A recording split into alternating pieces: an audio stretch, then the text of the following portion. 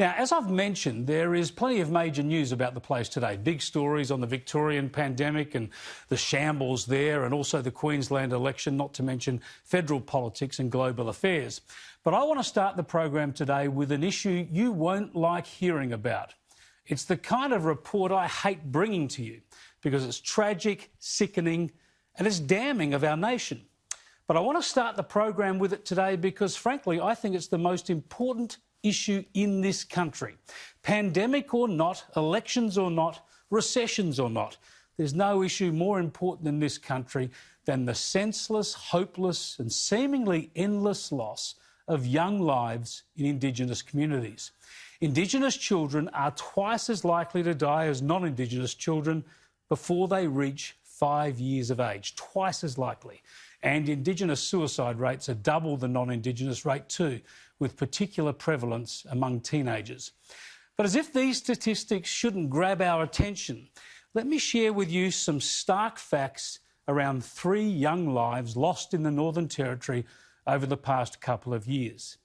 The Territory coroner has been inquiring into these 3 deaths, which occurred in different Arnhem Land communities in 2018 and last year. All involve chronic petrol sniffing. One life lost was a 17-year-old girl. She was raped by a family member at Christmas when she was 12 years old and reportedly was raped again a few months later. And around this time, people noticed she'd started to sniff petrol, presumably a way to numb the pain. We can't use real names. The coroner called this girl Miss B. This young teenager saw a cousin take her life, and she was badly beaten by a boyfriend who sniffed petrol with her. In August 2018, Miss B took her life. Master W was sniffing avgas at a remote community by the time he was 11 years old. By the time he was 12, he needed rehab, but was too young for normal rehabilitation services. Master W died from petrol sniffing in May 2018. Another boy, Master JK, was sniffing petrol by the time he was 8. This is when he should have been in year 2 or 3 and playing footy. By age 11, Master JK had passed out, lost consciousness from petrol sniffing. By the time he was 12, he pretty much was not seen at school anymore. He passed out from sniffing these substances again last November. He couldn't be revived. He was dead at 13. Kids born into one of the most peaceful and prosperous countries on the face of the planet, one of the most blessed nations in the history of the world. Kids traumatised, abused, destroying their minds with petrol and dead. And here's the crunch. We're not supposed to just let this happen. We know families fail, we know people fail, we know communities fail, so we have governments and services and professionals focused on helping vulnerable people. And in the Territory, they've seen all this before, and they've had coroners' inquests before, and because of that, they have systems in place. And when health authorities noticed that kids had problems like this, when they saw that kids were addicted to sniffing petrol, they were supposed to intervene. They were supposed to impose mandatory treatment. These were kids, for crying out loud. But the health department failed. That's what the coroner found. It failed these kids, and they are dead.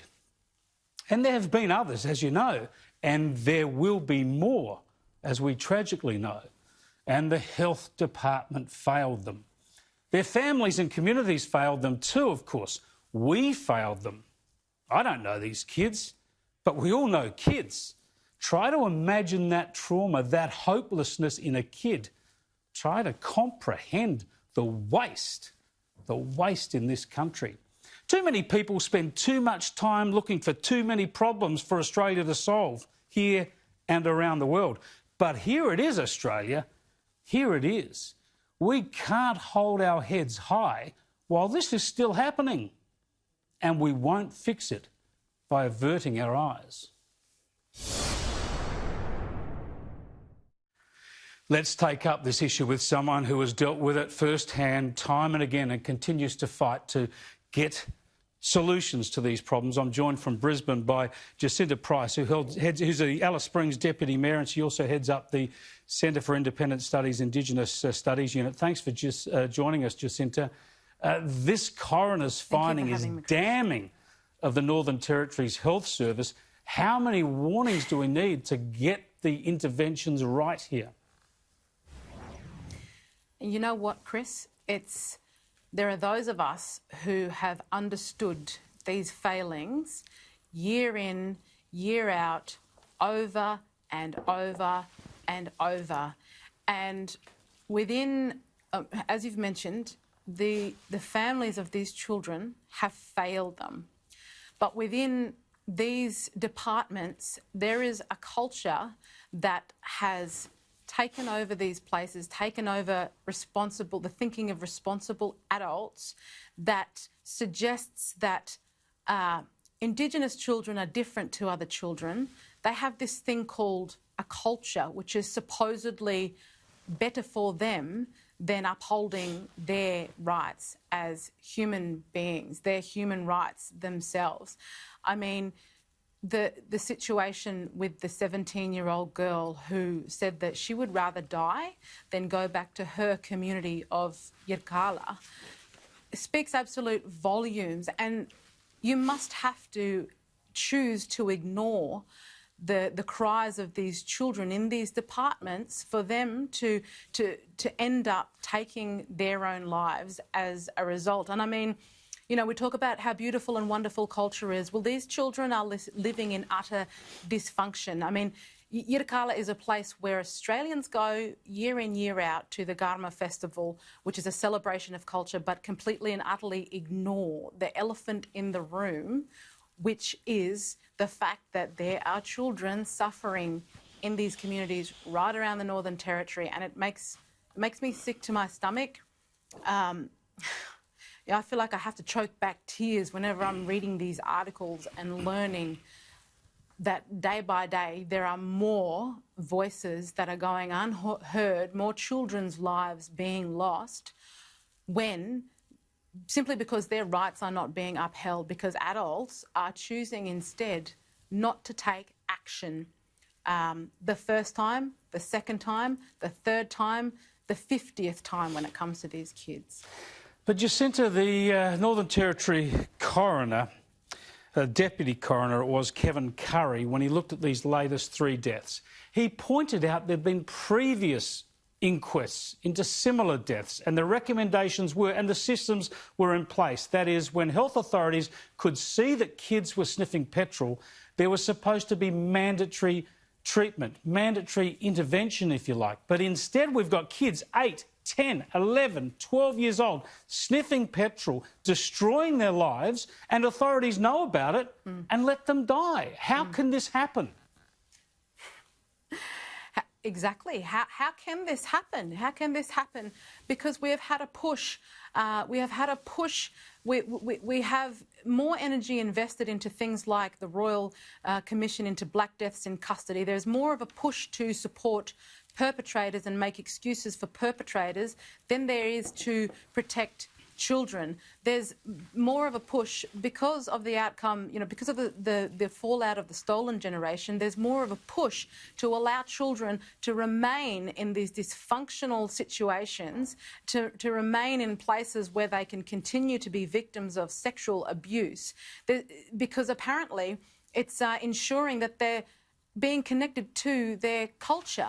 And this is the ideology that's driving our children to take their own lives. This is the ideology that adults are choosing to stand by as opposed to doing the right thing. And I mean, you know, the fact that they're discussing that we need mandatory, we need to be, you know, mandatory reporting in terms of what's happening to these kids. Mandatory reporting was already in place. So the guidelines are there. They need to be adhered to, and if people are not adhering to them, then I think that, you know, criminal charges should be laid. There needs to be some sense of consequences, responsibility taken for these adults that are paid to carry out these jobs.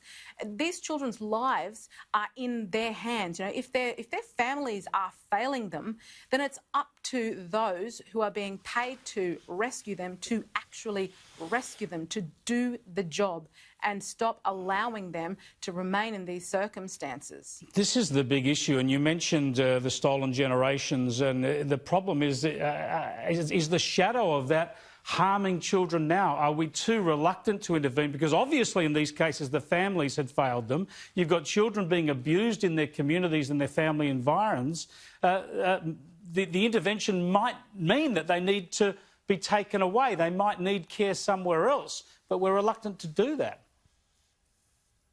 But absolutely. There is a total reluctance to do that. I mean, you know, when it comes to police are damned if they do their job. They're damned if they don't do their job. We've got those, you know, there's protesters out there in force who are completely dead against the police in communities. You know, they think they're just simply racist. I tell you what's racist. Racism is having lower standards for a group of children because of the colour of their skin, because they're supposed to be attached to their culture and not upholding their human rights. That's in my view, treating one group of people on the basis of their skin colour differently to other children in this country. We cannot continue to do this, and I don't know how many times I have to be talking about this issue in this particular way. We have to leave behind this ridiculous ideology, and we have to actually start saving the lives of children. Jacinta, thanks so much for joining us. Thanks, Chris, for having me. Jacinta Price there, live from Brisbane. She was an LNP candidate at the last federal election. If the coalition can't get Jacinta Price into Parliament, into the Senate or anywhere soon, then they don't know what they're doing.